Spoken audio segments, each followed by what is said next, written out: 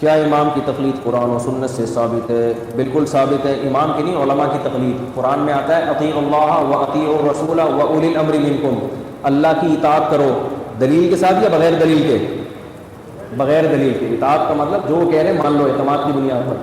اس طرح رسول کے لیے بھی اطاعت کا لفظ ہے، یہی اطاعت کا لفظ علماء کے لیے بھی ہے۔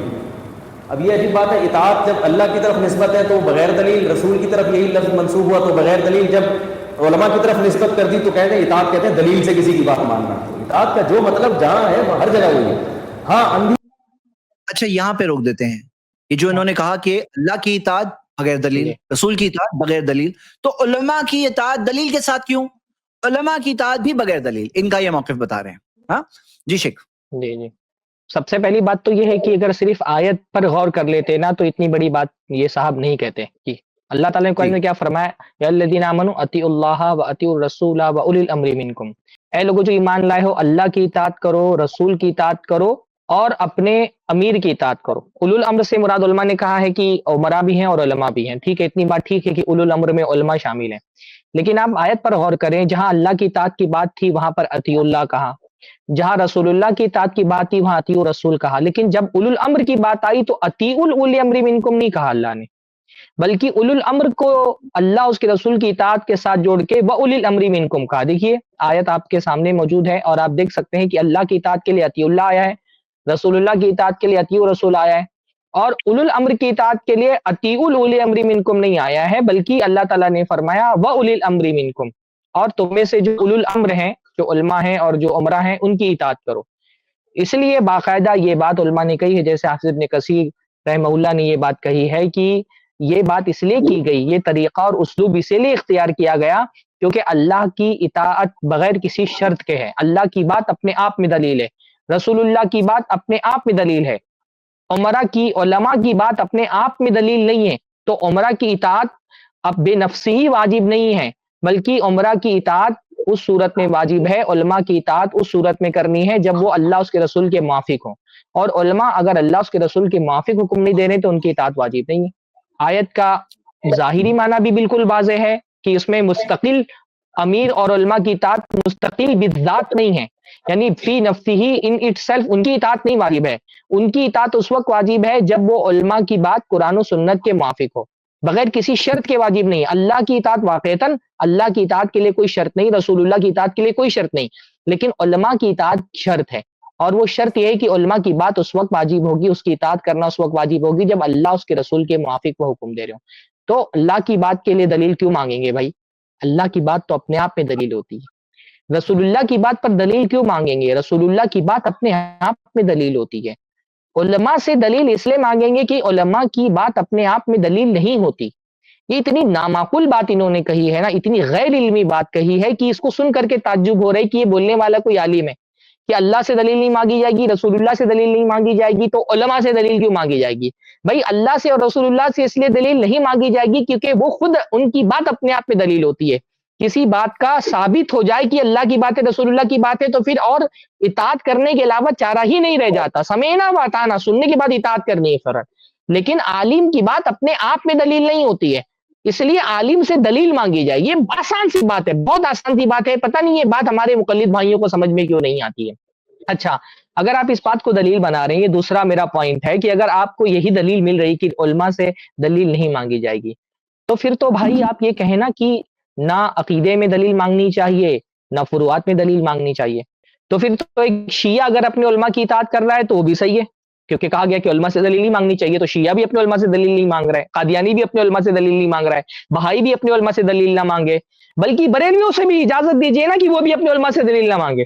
اگر علماء سے دلیل مانگنا غلط ہے تو صرف دیوبندی کیوں کہتے ہیں کہ دیوبندی علماء سے دلیل مانگنا غلط ہے؟ پھر اگر بریلوی اپنے علماء کی اطاعت میں قبروں کی پرستش کر رہا ہے تو وہ بھی شاید سے استدلال کر لے آ کر کے کہ اللہ تعالیٰ نے کہا علماء کی اطاعت کرو، تو ہمارے علماء کہتے ہیں قبروں کی پوجا کی جائے، تو اس لیے ہم دلیل نہیں مانگیں گے، اپنے علماء کی بات مانیں گے۔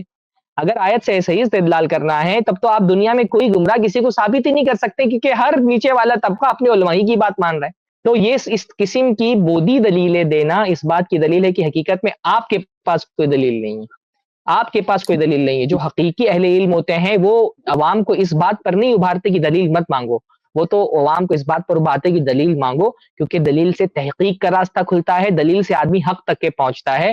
اور یہ آج کے علمی دور میں یہ مفتی طارق مسعود صاحب اس قسم کی دلیلوں سے عوام کو نہیں روک پائیں گے. میں یہ سمجھ رہا ہوں کہ مقلدین کو یہ بہت بڑا پرابلم ہے کہ دلیلیں کیوں مانگی جا رہی ہے. ان کی بہت بڑی پریشانی ہو گئی کہ پچھلی صدیوں میں جب تقلید جامد کا رواج تھا تو یہ کوئی بات اپنے اسٹیج سے بول دیتے تھے، اپنی کتاب میں لکھ دیتے تھے، عوام سوال نہیں کرتی تھی. اب یہ عوام کے سوال سے پریشان ہے، یہ دلیلیں طلب کرنے والے لوگوں سے پریشان ہے، اور یہ جان چھڑانے کے لیے قرآن میں اس طرح کی باتیں، اس طرح کے معنی نکال رہے ہیں جو کسی بھی زاویے سے قرآن کا یہ معنی نہیں نکلتا ہے. اللہ ہم سب کی حالتوں پہ رحم فرمائے. بارک اللہ فیکم. ایک بات نوٹس کریے، میں نا یہ ویڈیو پھر سے پلے کر رہا ہوں، آپ ذرا ایک چیز نوٹس کریے. یہ جو آیت جو پڑھ رہے ہیں نا، آگے تک پلے کریں گے، آدھی آیت پڑھ رہے ہیں، پوری آیت پڑھتے نا تو ان کو خود وہیں پہ جواب دکھ جاتا تھا. ہاں خود وہیں پہ. میں پلے کر رہا ہوں پھر سے کہ کسی کے لیے بھی اطاعت کا قرآن میں آتا ہے اطیعوا اللہ و اطیعوا الرسول و اولی الامر منکم. اللہ کی اطاعت کرو دلیل کے ساتھ یا بغیر دلیل کے؟ بغیر دلیل کے. اطاعت کا مطلب جو کہہ رہے ہیں مان لو اعتماد کی بنیاد پر. اس طرح رسول کے لیے بھی اطاعت کا لفظ ہے، یہی اطاعت کا لفظ علماء کے لیے بھی ہے. اب یہ عجیب بات ہے، اطاعت جب اللہ کی، یہ اطاعت کا لفظ علماء کے لیے ہے. آپ غور کریے، اطیعوا اللہ و اطیعوا الرسول و اولی الامر منکم. وہ اطیعوا اولی الامر منکم نہیں ہے. شاید اتنی بڑی چیز کیسے وہ مس کر گئے کہ اطاعت کا لفظ ہے. ہاں وہ سے انکلوڈ ہوتا ہے لیکن وزن ضرور کم کر دیا گیا ہے، اور آگے جب ہم پڑھیں گے تو اور جو طرف نسبت ہے تو وہ بغیر دلیل. اب یہ عجیب بات ہے، اطاعت جب اللہ کی طرف نسبت ہے تو وہ بغیر دلیل، رسول کی طرف یہی لفظ منسوب ہوا تو بغیر دلیل. جب علماء کی طرف نسبت کر دی تو کہتے ہیں اطاعت، کہتے ہیں دلیل سے کسی کی بات ماننا. اطاعت کا جو مطلب جہاں ہے وہ ہر جگہ وہی ہے. ہاں اندھی تقلید کیا ہے کہ کسی پر اعتماد ہے نہیں آپ کو، یا اندھا اعتماد ہے اور آپ اندھا اس کے پیچھے چل رہے ہیں. اور تقلید جو بصیرت کے ساتھ ہوتی ہے، جس کا قرآن و سنت نے حکم دیا ہے، وہ یہ ہے کہ آپ کو کسی کے بارے میں دلائل سے اعتماد قائم ہو جائے کہ یہ بندہ صحیح ہے، صحیح علم رکھتا ہے، غلط مسئلے نہیں بتاتا. جب اعتماد ہو جائے گا تو پھر آپ اس کو فالو کریں گے. اسی پر پورا نظام عالم چل رہا ہے. تو یہاں پہ ہم پہلے یہ دیکھ رہے ہیں کہ آگے کی آیت کے حصے میں جو حصہ انہوں نے نہیں پڑھا اس میں کیا دیا ہے. یہ وَأُولِي الْأَمْرِ مِنْكُمْ کے آگے کیا دیا ہے؟ آگے یہ دیا ہے سورہ نساء سورہ 4 آیت نمبر 59. اللہ تعالیٰ نے فرمایا فَإِن تَنَازَعْتُمْ فِي شَيْءٍ، اگر تم تنازع میں پڑ جاؤ کسی معاملے میں، کسی معاملے میں، یعنی بڑا معاملہ ہو چھوٹا معاملہ ہو، فی شیئن کسی بھی معاملے میں تنازع، اختلاف، آپسی ڈفرنس میں پڑ جاؤ، فَرُدُّوهُ إِلَى اللَّهِ وَالرَّسُولِ، تو اس معاملے کو لوٹا دو اللہ کی طرف اور رسول کی طرف. یہاں پہ صرف دو کا ذکر ہے، یعنی کہ آپس میں اختلاف میں پڑ جاؤ تو اللہ اور اس کے رسول کی طرف لوٹ جاؤ. اب ہم یہ دیکھتے ہیں کہ اگر ہم لوگوں سے پوچھیں گے کہ تمہارے رسول کون ہے تو کہیں گے محمد صلی اللہ علیہ وسلم. آپ کے رسول کون ہے؟ محمد صلی اللہ علیہ وسلم. سب کے رسول محمد صلی اللہ علیہ وسلم میں کوئی اختلاف ہی نہیں ہے. اختلاف کہاں ہے؟ اگر ہم عوام سے پوچھیں گے تم کس عالم کی بات مانو گے تو ایک صاحب کہیں گے میں فلاں عالم کی بات مانوں گا، دوسرے صاحب کہیں گے میں فلاں عالم کی بات مانوں گا. تو یہیں پر علماء کی بات جہاں آتی ہے وہاں پہ ہی تو اختلاف آتا ہے. لیکن اختلاف آنے کے بعد کہاں جانا ہے؟ فَرُدُّوهُ إِلَى اللَّهِ وَالرَّسُولِ، اس معاملے کو لوٹا دو اللہ کی طرف اور رسول کی طرف. صرف دو کا ذکر ہے. پتہ چلا اللہ کی بات خود دلیل، رسول صلی اللہ علیہ وسلم کی بات خود دلیل. ہم رسول اللہ صلی اللہ علیہ وسلم سے پوچھیں گے نہیں کہ رسول اللہ صلی اللہ علیہ وسلم آپ کی دلیل کیا ہے، رسول صلی اللہ علیہ وسلم خود دلیل ہے. لیکن علماء کی بات تب دلیل جب قرآن و حدیث کے مطابق ہو. اور اگر ایسے آپ اوپن چھوڑ دوں گے کہ اب علماء کی بات مانو کیونکہ وہ اولی الامر منکم آیا ہے، تو شیخ سرفراز نے بہت ویلڈ سوال اٹھایا کہ پھر تو کوئی بدعت کرنے والا، شرک کرنے والا، گمراہیوں پہ چلنے والا سب کے اپنے اپنے علماء ہیں. علماء نہیں ہے کیا ان کے پاس تو علماء ہے. تو ویلڈ سوال ہے انہوں نے جو کہا، پھر تو سب کہیں گے وہ اولی الامر منکم، اور کرتے بھی ہیں، کہتے بھی ہیں وہ اولی الامر منکم. تو لیکن آگے بھی تو پڑھو، آگے کیا دیا؟ آپس میں اختلاف آ جائے. اللہ تعالیٰ کو پتا ہے کہ یہاں پہ جب علماء کی بات آئے گی تو یہاں لوگوں میں اختلاف آئے گا. اختلاف آنے کے بعد کیا کرو؟ اپنے باپ دادا کے راستے پہ چلو، یہ نہیں کہا. زیادہ لوگ کیا کر رہے ہیں وہ کرو، یہ نہیں کہا. ہاں جو اچھا لگے وہ کرو، یہ بھی نہیں کہا. اللہ تعالیٰ نے کہا کہ اس معاملے کو لوٹاؤ اللہ کی طرف یعنی کہ قرآن کی طرف، اور رسول کی طرف یعنی کہ حدیث کی طرف. ان کنتم تؤمنون باللہ والیوم الآخر، اگر اللہ پہ ایمان ہے تو، قیامت کے دن پہ ایمان ہے تو، ذالک خیر واحسن تاویلا، اس میں خیر ہے، اس کا بہترین انجام ہوگا. تو یہاں پر حافظ ابن حجر اسقلانی نے انہوں نے کہا فعاد اطیعوا پھر رسولی، کہ رسول کے لیے اطیعوا ذکر کیا گیا ہے.